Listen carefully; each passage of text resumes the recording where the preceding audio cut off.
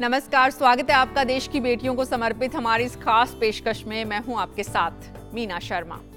है हौसला तो कर बुलंद अपनी तकदीर को, कर कुछ ऐसा कि आसमां भी झुक जाए तेरे कदमों पे। देश की एक बेटी से जब अशिक्षा, कुपोषण, घरेलू हिंसा से जूझती दूसरी बेटियों का दर्द नहीं देखा गया तो उसने बेड़ा उठा लिया उनके जीवन में बदलाव लाने का और पूरी शिद्दत के साथ अपनी मंजिल हासिल करने में जुट गई। मिलिए आज के एपिसोड में हजारों लोगों की जिंदगी को बदलने वाली सुधा वर्गीस से। चूहे पकड़ना, चूहे मारना और चूहे खाकर भूख मिटाना। चूहों की तरह ही जिंदगी बिताना और एक दिन फिर चूहों की तरह ही मर जाना। शायद सुनकर आपको हैरानी हो और ये तस्वीरें आपको परेशान भी करें, क्योंकि तस्वीरें डराती भी हैं और आंखों में आंसू भी लाती हैं, कुछ सोचने को मजबूर भी करती हैं, तो रास्ते तलाशने को प्रेरित भी। और ऐसे ही रास्ते निकालने का फैसला किया साइकिल वाली दीदी ने। बिहार के दानापुर की सुधा दीदी और उनकी साइकिल। लगभग 50 बरस से जारी है ये सफर, जिसका मकसद है दुनिया की सबसे पिछड़ी कौमों में से एक मुसहर जाति के लोगों को समाज की मुख्य धारा से जोड़ना। और इसके लिए सुधा दीदी ने हथियार बनाया साक्षरता को। चूहों के इर्द गिर्द घूमने वाली जिंदगियों का अक्षरों से नाता जोड़ा, गंदगी और गरीबी के अंधे कुएं से बाहर निकाला और कॉपी किताबों के सहारे किस्मत बदलने निकल पड़ी।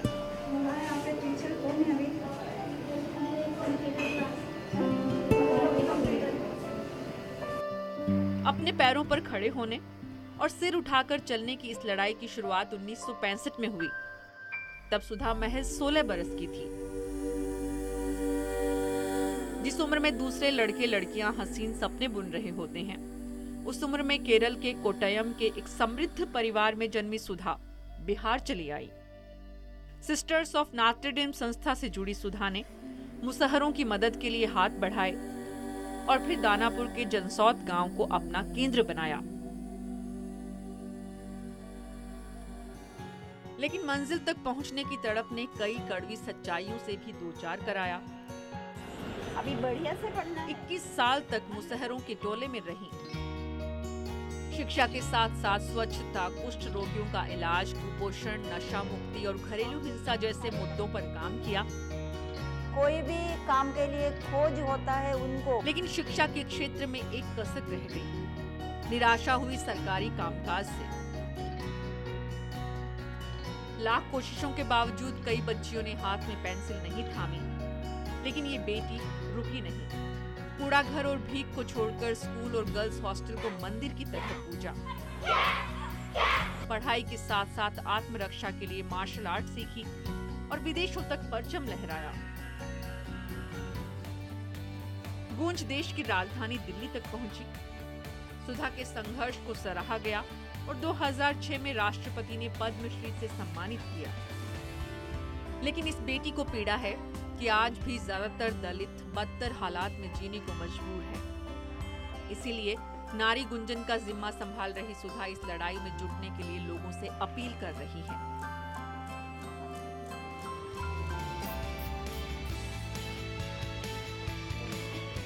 यानी दिल मिलेंगे तो मंजिलें भी मिलेंगी और आगाज अच्छा हुआ है तो अंजाम भी अच्छा ही होगा। दक्षिण भारत की ये बेटी देश का स्वाभिमान है और हमें इन पर अभिमान है। पिछड़ेपन के चक्रव्यूह में घिरे हुए लोगों की मदद करना और उन्हें विकास की तरफ आगे बढ़ाना, ये काम आसान नहीं, लेकिन सुधा वर्गीस ने अपने दृढ़ विश्वास से इसे कर दिखाया। तो कल आपको मिलवाएंगे हरियाणा में तैनात एक ऐसी पुलिस ऑफिसर से जिनके काम को राष्ट्रपति ने भी सराहा है। बस आप देखते रहिए। अब के बरस मोहे बिटिया ही दीजो।